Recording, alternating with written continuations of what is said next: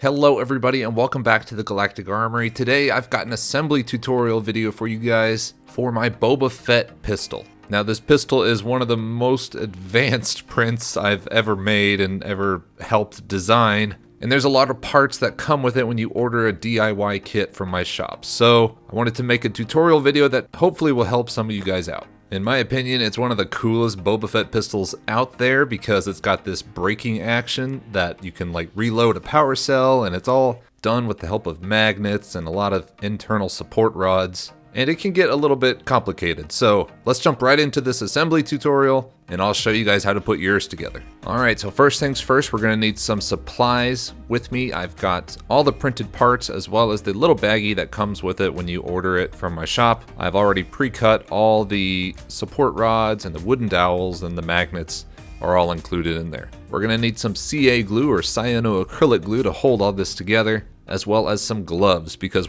if this glue were to touch your fingers, you'd get, it instantly sticks to skin, and so we don't want that. And so get yourself a pair of latex or nitrile gloves, because this might get a little bit messy. First thing I like to do is take the long wooden dowel out of the bag and put it down this long barrel here. Reason I like to do this first is because we're going to be working with a lot of these prints, and this wooden dowel helps protect these long, thin prints from breaking. Due to the nature of their orientation, the layer lines are really small, which unfortunately makes the taller prints a little bit weaker.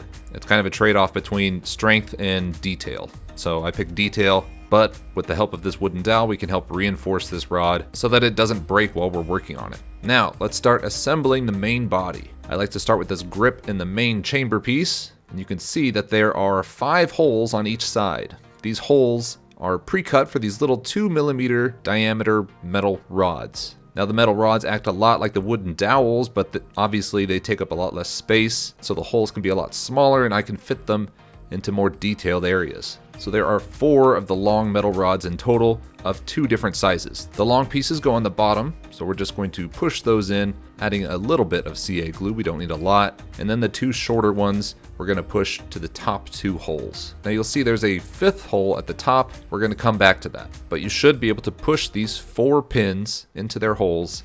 And there's even a little window on the bottom side of the chamber piece so you can see how far it's pressed in. Now the friction fit on these pieces is pretty good, but we're going to add just a few drops of CA glue between these 2 pieces just to make sure pieces stay together. And the next piece I like to do is the trigger. The trigger is pretty simple.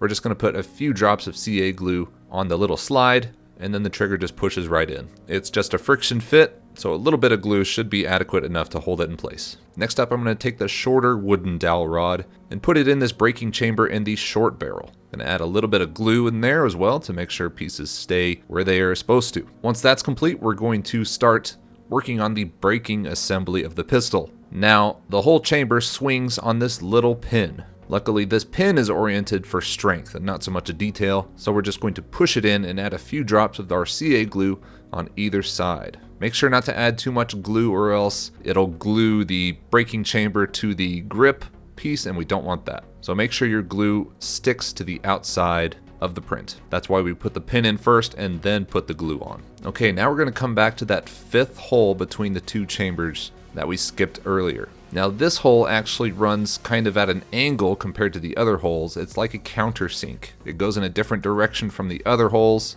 and so that's going to really help prevent the pieces from sliding apart. The hole is set underneath one of the magnet holes, which is a circular disc, so be sure and press this shorter metal rod all the way through. You can put a little glue on it, but it's not totally necessary. So next we're going to work on the rear scope and the long barrel once more. Now this rear pointed scope pushes into the long scope, but it also has a hole for one of those short metal rods just to provide some support. I found that when I was testing this out, the action of flipping it was sometimes too stressful for just a push fit in. So I added this little short metal rod as some support. Okay, now it's time to start working on gluing some magnets in place. Now this is a very important step and very easy to get wrong, so I need y'all to pay attention here. Now these small 6mm by 3mm magnets are what kind of control the braking action.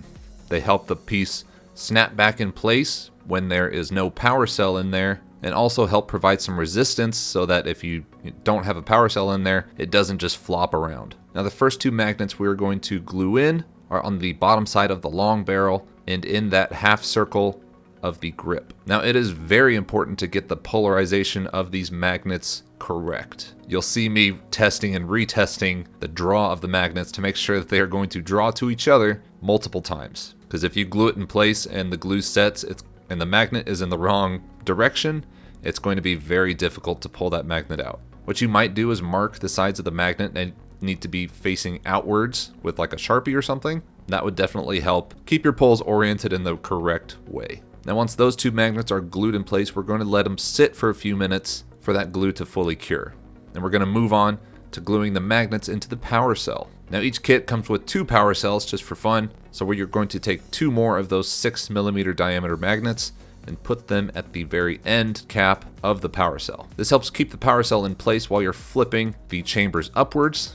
During my testing, the power cell would actually fly out if there wasn't a magnet keeping it in place. So this little magnet is going to make sure that it stays in the gun while you're flipping it. Again, very important to get the poles correct on these magnets. And the most difficult magnet to put in is going to be the one at the bottom of the chamber. It's kind of at an awkward spot. You've got to kind of try and feed it in there. You might use a pair of tweezers or something, but you need to make sure that you're keeping those poles correct and that the correct side of the magnet is glued down. This one especially, because it's going to be really difficult to pull out if you get it wrong. So once those magnets are in place and we're waiting for the glue to dry, I'm going to just fit the top barrel and connect it to the bottom barrel with the help of the little barrel connector piece. We'll also use one of these shorter metal rods to help support that long barrel. Then we're going to just apply a few drops of glue on the barrel connectors to make sure that those barrels don't sway from side to side. Lastly, we're going to glue the 10mm diameter magnets, those are the bigger ones, at the base of the chamber and on each of the back sides of the little power cells. These ones are a lot simpler to handle because they're bigger, but again, you need to make sure that the poles are correct on your magnets before the glue sets. Once all those magnets are in place, we're going to wait around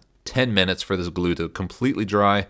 This is a very important step. You don't want your magnets to accidentally pull each other out of their holes and you'd have to re-glue and it's just a pain in the neck. So be sure and wait the appropriate amount of time for that glue to cure. So once that glue has cured, you are free to put the pistol together. The magnet should hold in place now and you are free to snap the chamber open to your heart's desire. It'll snap together without a power cell, but we're gonna load one in just for fun. You might have to rotate the power cell to fit it correctly in, but once it's in, it should stay in unless you pull it out with your hands. This is really one of my favorite things to do, is just sit here and snap this pistol open over and over again. It's just really satisfying. So I hope you guys enjoyed the assembly video. Let me know if you want me to finish this piece. I really want to, but there's so many projects I could be working on and I don't have the time to finish every piece. So let me know if you want to see a video on this piece finished, and if a lot of you guys want it, I'll make the time for it. Anyway, I hope this was helpful to you guys.